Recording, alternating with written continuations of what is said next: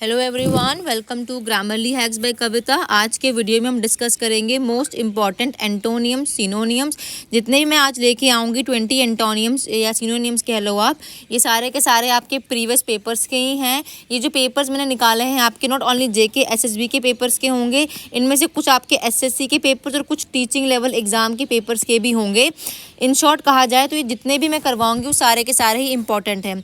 अब प्रॉब्लम क्या रहती है हम लोगों की कि हम लोग सिर्फ वर्ड को समझते हैं। देखो जैसे यहाँ लिखा ना, first synonym for the word onerous, हम सिर्फ इस वर्ड को देखते हैं और इसका मीनिंग निकाल लेते हैं और हमारा अपना आंसर बना लेते हैं। लेकिन जो हमें 4 ऑप्शंस दिए होते हैं ना, हम उनको भूल जाते हैं। हमें उन 4 ऑप्शंस का भी मतलब पता होना चाहिए। उससे क्या होता है, हमें प्रॉपर एक एग्जाम में हेल्प मिल जाती है। ठीक है ना, तो हमने वैसे ही स्ट्रैटेजी से इनको डील करना होता है। ठीक है, नाउ फर्स्ट क्वेश्चन आपका लिखा है सिनोनियम ऑफ द वर्ड ओनरस, मतलब आपको कहा है कि सेम मीनिंग बताओ इस वर्ड ओनरस का। इसको आप ओनर वर्ड से याद रख लो। किसी पे किसी का मालकाना हक होना, ओनर होना। अब हमारा किसी पे अगर हक होगा तो वो कहीं ना कहीं हमारे लिए, किसी और के लिए वो चीज़ हमारे लिए क्या हो जाएगी, डिफिकल्ट हो जाएगी, है ना। हम वो चीज़ किसी को आसानी से नहीं देंगे। तो इस वर्ड का मतलब ही क्या होता है, डिफिकल्ट होता है। ठीक है ना, इसको आपने ऐसे याद रखना है। ऑनरस मतलब डिफिकल्ट वर्ड या ऐसी कोई चीज़ जिसमें बहुत ज़्यादा आपके एफर्ट लगेंगे। अब देखो लिखा है यहाँ पे आरडीएस। आरडीएस भी खुद में क्या है, एक नेगेटिव वर्ड है। इसका मतलब भी क्या होता है, डिफिकल्टी से कोई डिफिकल्ट है, कोई चीज़ में रूडनेस है, बहुत आर्डेस, उसका बहुत ही बिहेवियर कैसा है, आर्डेंट बिहेवियर है। तो ये आर्डेंट भी क्या होता है, रूड की सेंस में यूज होता है। ठीक है ना। वही अबंडेंट का मतलब क्या होता है, बहुत ज़्यादा क्वांटिटी में कोई चीज़ का मिलना। वही ऑनरेबल, किसी को आप ऑनर कर रहे हो। एसेसिबल, कोई चीज़ आपके पास इजीली अवेलेबल है। तो जो राइट ऑप्शन क्या हो जाएगा यहाँ पे, इस वर्ड का राइट ऑप्शन हो जाएगा ऑनरस वर्ड का यहाँ पे आरडीएस, क्योंकि दोनों का मतलब क्या आता है, डिफिकल्ट। और हमें बोला भी क्या यहाँ पे, हमें कहा है सिनोनियम के लिए। ठीक है ना। नाउ नेक्स्ट क्वेश्चन है हमारा, बोला है सिनोनियम ऑफ द वर्ड मर्क्यूरियल। आपको इस वर्ड का बोला है कि सेम बताओ। देखो मर्क्यूरियल का मतलब क्या होता है, जो चीज़ अचानक से बदल जाए, चेंजिंग सडनली। लिखते जाया करो साथ साथ, जो वर्ड आपने कभी नहीं सुना होता है उसको नोट कर लिया करो। ठीक है ना, चेंजिंग सडनली। अब जो चीज़ सडनली बदल रही है मतलब वो इंटरचेंजेबल तो नहीं होगी ना। इंटरचेंजेबल का मतलब क्या होता है, आपस में बदलाव हो जाना, तो ये तो नहीं होगा। प्रिडिक्टेबल का मतलब होता है आप कोई चीज़ को प्रिडिक्ट कर रहे हो, तो कहीं ना कहीं हमारा ये भी नहीं होगा। परमानेंट का मतलब होता है कि कोई चीज़ परमानेंट है आपके पास, तो ये भी नहीं होगा। तो बचा क्या हमारा ऑप्शन, हमारा जो बचता है ऑप्शन वो है वोलेटाइल। और वोलेटाइल का मतलब भी क्या होता है, इसका मतलब भी होता है चेंजेबल। ठीक है ना। तो आपको यहाँ से एक वर्ड मर्क्यूरियल का ध्यान रखना है और साथ में चेंजेबल का ध्यान रखना है। नेक्स्ट क्वेश्चन है आपका synonym for the word cogent. Cogent word को याद कर लो आप ऐसे ना, एजेंट से, जेंट का स्पेलिंग आ रहा है ना, तो एजेंट। अब इसका एजेंट का ये मतलब नहीं है यहाँ पे कि कोई एजेंट है। एजेंट का काम क्या होता है, अपने एम्प्लॉय को या अपने जो भी जिससे वो डील कर रहा है उसको मना लेना। तो कॉजेंट का मतलब भी क्या होता है, मना लेना। ठीक है ना, इसको हमने मना लेना की सेंस में लेना है। और यहाँ पे जो कन्विंसिंग लिखा हुआ है, इसका मतलब भी क्या होता है, मना लेना। तो कहीं ना कहीं ये हमारा ऑप्शन बैठ रहा है। वीक का मतलब होता है कमज़ोर, ये तो नहीं आएगा। इनएफेक्टिव, ना मतलब जो असर नहीं कर रही चीज़, ठीक है ना, वो ये भी नहीं आएगा। पैथेटिक भी यहाँ पे हमारा नहीं आएगा। तो राइट ऑप्शन वुड भी यहाँ पे जो होगा कन्विंसिंग होगा। ठीक है। फोर्थ क्वेश्चन है हमारा, क्या है सिनोनिम ऑफ वर्ड इम्पावरिश। आपको बोला है कि इस वर्ड का सेम मीनिंग देना। इम्पावरिश, देखो इसको पावर वर्ड से याद करो इसको, इसका मतलब होता है पोर। ठीक है ना।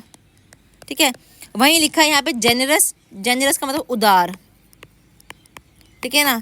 अब ये गरीब की सेंस में। और देखो स्पेंड थ्रफ्ट मतलब क्या, ऐसे लोग जो सोच समझ के खर्चा करते हैं अपने पैसे का, है ना, जो मनी को लेके सोच समझ के खर्चते हैं, तो ये भी नहीं होगा। उदार भी नहीं होगा। वेल्दी माने रिच, ये भी नहीं होगा। तो बचा क्या, पेनीलेस। पेनीलेस का मतलब क्या, इसके पास कुछ भी पैसा नहीं है, गरीब की सेंस में, है ना। तो गरीब और पोर और इम्पावरिश क्या हमारे सेम है, तो इम्पावरिश माने पेनीलेस। नेक्स्ट क्वेश्चन है आपका एंटोनियम। बोला कि उल्टा मीनिंग, अपोजिट देना है आपको स्टैग्नेंट। स्टैग्नेंट मतलब ठहराव, कोई चीज़ जो है रुकी हुई है, काम नहीं कर रही, रुकी गई है, तो उसको हम बोलते हैं स्टैटिक भी बोलते हैं, उसको मोबाइल भी कह सकते हैं, या स्टैटिक बोल लो उसको आप। जो चीज़ रेस्ट पर है, रेस्टिंग बोल लो इसको आप। ठीक है ना, ये एक ही बात है। अब देखो स्टिल लिखा हुआ है यहाँ पे, स्टिल का मतलब क्या होगा, सेम। ठीक है ना, हमें क्या बोला, हमें बोला ऑपोजिट देने के लिए। मोशनलेस, किसी से मोशन नहीं है, वो भी क्या है, स्टैटिक है, तो ये भी नहीं होगा, स्टिल भी नहीं होगा। फ्लोइंग, जो चीज़ फ्लो कर रही है। और इमोबाइल, जो चीज़ अगेन रेस्ट पर है, तो यहाँ पर इमोबाइल भी नहीं होगा, तो आंसर क्या होगा आपका, फ्लोइंग। तो स्टैग्नेंट मने फ्लोइंग। ठीक है। नेक्स्ट क्वेश्चन है आपका एंटोनियम। अगेन बोला है ऑपोजिट देना है आपको किसी वर्ड का, रूथलेस का अपोजिट देना है। रूथलेस का मतलब ही क्या होता है, क्रूअल। कहा है ना हेमलेट ने, किसने कहा है ये, too cruel to be kind.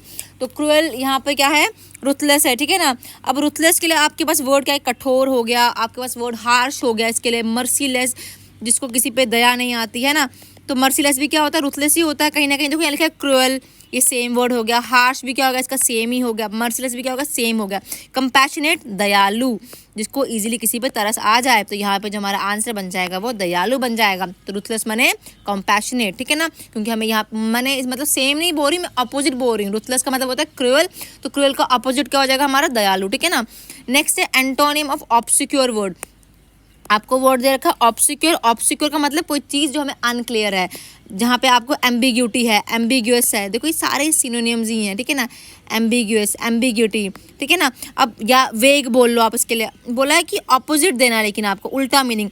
अब देखो यहाँ लिखा हुआ है एक वर्ड आपके सामने, अनक्लियर, मतलब वो भी क्या है, ऑब्सक्योर है, ये तो नहीं होगा। हिडन मतलब छुपाना, कुछ चीज़ छुपा रहे हो आप, तो ये भी अनक्लियर ही हमारे लिए। वेग, ये भी अनक्लियर सिचुएशन है। तो क्लियर क्या है, एकदम साफ है, तो यहाँ पर इसका एंटोनियम हमारा क्या बन जाएगा, साफ बन जाएगा। तो ऑब्सक्योर माने साफ, ठीक है। नेक्स्ट क्वेश्चन है, आपको बोला है एंटोनिम ऑफ द वर्ड मेलो। मेलो ड्रामा, आपने सुना लड़कियां बहुत मेलो ड्रामा करती है, नाटक करती है, लेकिन यहाँ वो मेलो ये वाला नहीं है। यहाँ पे मेलो का मतलब होता है मुलायम। देखो मेलो माने मुलायम, या इसको आप सॉफ्ट की सेंस में ले लो, स्मूथ की सेंस में यूज कर लो इस वर्ड को, ठीक है ना। तो देख लो, बोला है इसका अपोजिट देना है आपको, ठीक है ना। सॉफ्ट मतलब सेम हो गया, ये तो नहीं होगा। स्मूथ भी सेम हो गया, ये नहीं होगा। जेंटल भी क्या होता है, काइंड। स्मूथ, सॉफ्ट नहीं होगा, तो बचा क्या हमारा बचता यहाँ पे हार्श। तो harsh would be your right option. मेलो का अपोजिट क्या होगा, डिफिकल्ट होगा, तो यहाँ पे हार्श हो जाएगा, ठीक है। नेक्स्ट क्वेश्चन है synonym of the word nimble. अब देखो यहाँ वर्ड दिया निम्बल। निम्बल का मतलब होता है तेज, या आप इसको बोलो क्विक। कोई चीज़ आप बहुत जल्दी कर रहे हो, क्विकली कर रहे हो, क्विक हो आप उसमें, फुर्तीले हो आप उस चीज़ में, ठीक है ना। तो आपको उसके लिए अब वर्ड दे रखे हैं। यहाँ लिखा है क्विक, मतलब क्या है, सेम, तेज, निम्बल, है ना। एजाइल को भी क्या बोलते हैं, एजाइल इज फुर्तीला या फुर्तीली, ठीक है ना, फुर्तीला, ठीक है। तो ये भी वही होगा तेज। स्लो मतलब धीमा। ग्रेसफुल, ग्रेसफुल भी वही लोग होंगे जो तेज होंगे, अपने काम को करने में ग्रेसली कर रहे होंगे, ठीक है ना। तो यहाँ पर ये भी नहीं होगा, तो बचा क्या आपका, आपको ना मोस्ट अप्रोप्रिएट को चूज करना होता है, ठीक है ना। तो यहाँ पे निम्बल का उल्टा क्या, धीरा, है ना, धीरे। तो धीरे का मतलब भी क्या है, स्लो। तो धीरे वाला आपका ऑप्शन बन जाएगा यहाँ पे स्लो, ठीक है ना। नेक्स्ट है एंटोनियम ऑफ द वर्ड कीन। आपको कहे कीन का एंटोनियम देना। अब पहले कीन का मतलब क्या होता है आपको पता होना चाहिए, है ना, फिर जाके इसका अपोजिट बनाओगे। तो कीन मतलब क्या होता है, तेज, शार्प की सेंस में बोल लो इसको भी आप, ठीक है ना, या शार्प बोल लो। हम कहते हैं ही इज़ ए कीन ऑब्जर्वर, मतलब वो काफ़ी ध्यान से चीज़ों को ऑब्जर्व करता है, तो वो हम कीन वर्ड यूज़ करते हैं ना।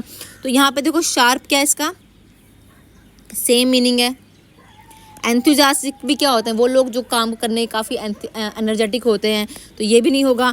डल मतलब स्लो, धीमे लोग। ईगर मतलब तेज, तो यहाँ पे क्या बचा हमारा, यहाँ पे जो हमारा ऑप्शन होगा डल होगा, क्योंकि हमें क्या है अपोजिट बोला कीन का। अगर कीन खुद में तेज है तो उसका अपोजिट क्या होगा, डल होगा इस सेंस में यहाँ पे, ठीक है। नेक्स्ट है antonym of the word eloquent. आपको कहा है कि इस वर्ड एलोक्वेंट का आपको एंटोनियम माने अपोजिट देना है। अब देखो एलोक्वेंट का मतलब भी क्या होता है, इसको बोलते हो आर्टिकुलेट भी, इसी के लिए एक वर्ड है आर्टिकुलेट। माने इसका मतलब होता है कि ऐसी एबिलिटी होना कि आप अपनी बात को बहुत ही फ्लुएंटली, बहुत ही आराम से बात कर रहे हो, ठीक है ना। Having the ability to speak fluently और कोहेरेंटली, इसको आप ऐसे बोलते हो। तो देखो यहाँ पे लिखा है आर्टिकुलेट, तो मतलब वो सेम है इसका, तो ये तो नहीं होगा। फ्लुएंट भी क्या होता है, जो इंसान अपनी बात को अच्छे से कर रहा है, ये भी नहीं होगा यहाँ पे। एक्सप्रेसिव भी क्या होगा, वो लोग जो अपनी बात को अच्छे से एक्सप्रेस कर रहे हैं, तो ये भी नहीं होगा। तो बचता क्या आपका, म्यूट बचता है, जो लोग चुप हैं, बात नहीं कर रहे हैं, बिल्कुल चुप है, तो यहाँ पे म्यूट क्या होगा, इसका अपोजिट हो जाएगा। नेक्स्ट क्वेश्चन है antonym of the given word benevolent. आपको बोला है बेनोवोलेंट का एंटोनियम देना है। बेन वर्ड से निकला है, बेन का मतलब भी क्या होता है, काइंड, है ना। बेनेजेन भी क्या होगा, कहीं ना कहीं यही सेंस निकल के आता है। बेन माने काइंड, ऑनेस्ट, ठीक है। तो देखो इसका बोला है अपोजिट देने के लिए। काइंड क्या होगा, इसका सेम हो गया। जेनरस भी क्या होता है, हम बेनेवोलेंट को जेनरस भी बोलते हैं। अब यहाँ लिखा है चैरिटेबल। जो इंसान काइंड होगा, जेनरस होगा, जो जिसमें ये काइंडनेस भी होगी, जेनरसिटी भी होगी, वो ऑब्वियसली चैरिटेबल भी होगा, तो ये भी नहीं होगा। तो बचता कौन सा हमारा, मेलोवेंट बचता है। अब इस मेलोवेंट का मतलब क्या होता है, इसको हम कहते हैं दुष्ट, पापी, है ना, घोर पापी। तो ये दुष्ट जो होगा हमारे यहाँ पे ऑप्शन बन जाएगा। नेक्स्ट क्वेश्चन है आपका antonym of the word abundant. इसका तो बताने की जरूरत नहीं। अबंडेंट मतलब क्या, कोई चीज़ जो बहुत ज़्यादा है आपके सामने प्रेजेंट, है ना, बहुत अमाउंट में प्रेजेंट है, क्वांटिटी में प्रेजेंट है। तो अबंडेंट का उल्टा देखो, प्लेंटी मतलब सेम अबंडेंट। रिच मतलब वो चीज़ ज़्यादा है आपके पास। एम्पल भी क्या है, वो चीज़ का अमाउंट बहुत एम्पल अमाउंट में प्रेजेंट है आपके पास। तो बचता क्या आपके पास, बचता स्कार्स है। स्कार्स मतलब स्कार्सिटी, उस चीज़ की आपके पास क्या है, कमी है। तो कमी के लिए हम यूज़ करते हैं वर्ड स्कार्स। तो यहाँ पे आ गया आपका ऑप्शन कमी वाला, स्कार्स, ठीक है। नेक्स्ट है सिनोनिम ऑफ द वर्ड डिमिन्यूटिव, आपको बोला है इसका सेम वर्ड बताने को, किसका, डिमिनिशिव का। डिमिनिशिव देखो माइनस है ना, माइनस मिन्यूट, माइन्यूट सा है कुछ, मतलब माइन्यूट सा आप याद रखो उसको, छोटा सा या माइन्यूट याद रख लो उसको। कोई चीज़ जो है बहुत डिमिनिश है, बहुत माइन्यूट है, लेकिन है तो ना, उसकी प्रेजेंस है तो ना हमारे सामने, ठीक है ना। उसके लिए बोला अब आपको बताना सेम वर्ड है। डेंजरस माने खतरनाक, ये तो सेम नहीं होगा।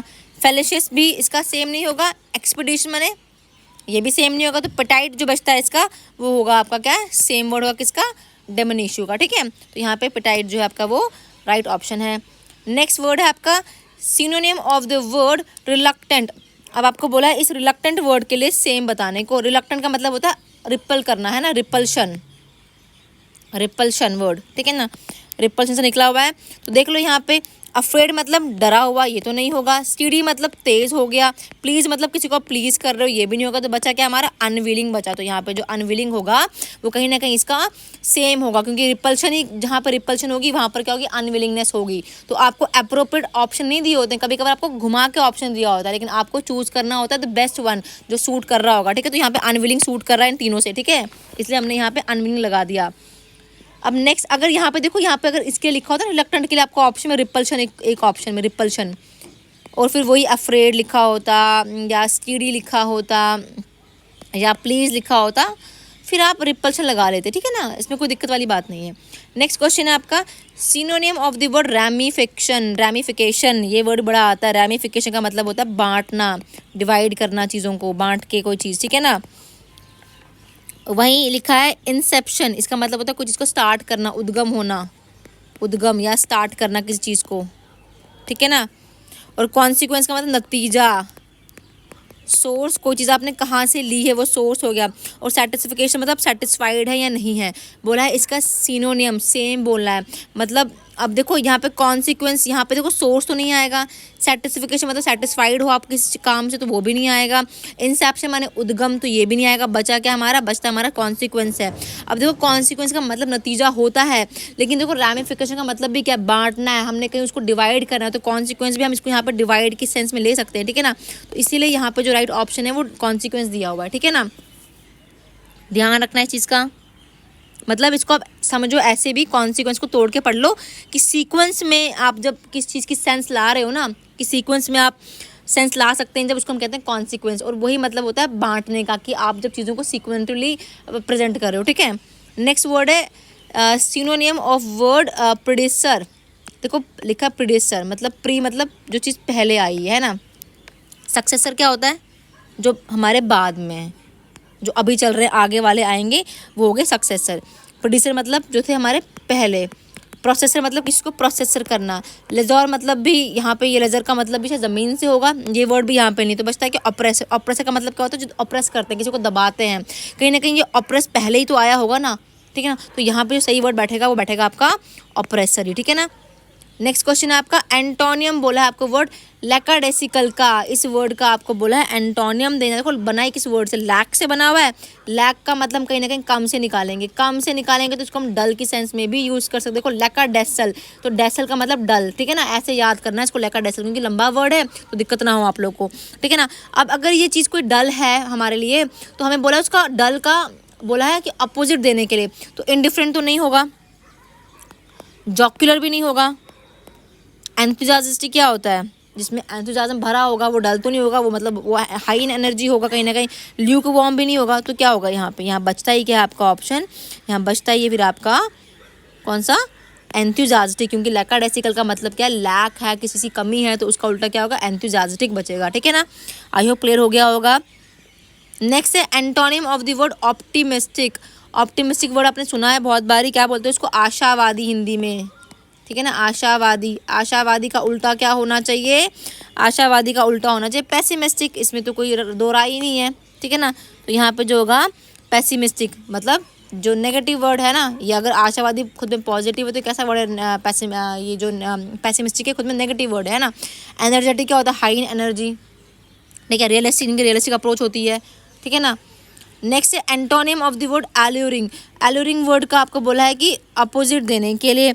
एल्यूरिंग को हम बोलते हैं अट्रैक्टिव, क्या बोलते हैं इसको, अट्रैक्टिव बोलते हैं, तो अट्रैक्टिव का अपोजिट क्या होगा, इंटरेस्टिंग। तो अट्रैक्टिव का सेम होगा, चार्मिंग भी सेम ही होगा, ग्लैमरस भी सेम होगा, तो बचता क्या है, बचता है रिपल्सिव। रिपल्सिव मतलब अनअट्रैक्टिव, तो कहीं ना कहीं यहाँ पर रिपल्सिव, रिपल्शन जो होगा आपका बिल्कुल सही ऑप्शन होगा। ठीक है, आई होप ये 20 क्वेश्चन जो मैंने करवाए आपको भी, आपको सभी के सब समझ आए होंगे। मुश्किल कुछ नहीं था। आपने क्या करना है, आपने जो क्वेश्चन में आपको एक वर्ड दे रखा होता है उसका मीनिंग पता करना है, और जो ऑप्शन में आपको 4 ABCD वर्ड दिए होते हैं ना, उनका भी मीनिंग पता होना चाहिए। उससे क्या होगा, आप एक साथ अगर मान लो 20 MCQs की सीरीज चल रही है, तो 20 × 4 करके देख लो, 80 वर्ड्स कहीं ना कहीं आप सीख जाते हो एक ही सीरीज़ के साथ। ठीक है ना, लेकिन वो कब सीखोगे आप, जब आप इन 4 ऑप्शंस को भी साथ साथ में मीनिंग को समझोगे। आई होप आपको कंटेंट अच्छा लगेगा। अगर अच्छा लगे तो लाइक करें, सब्सक्राइब करें और शेयर करें मेरे चैनल को। Thanks and have a nice day.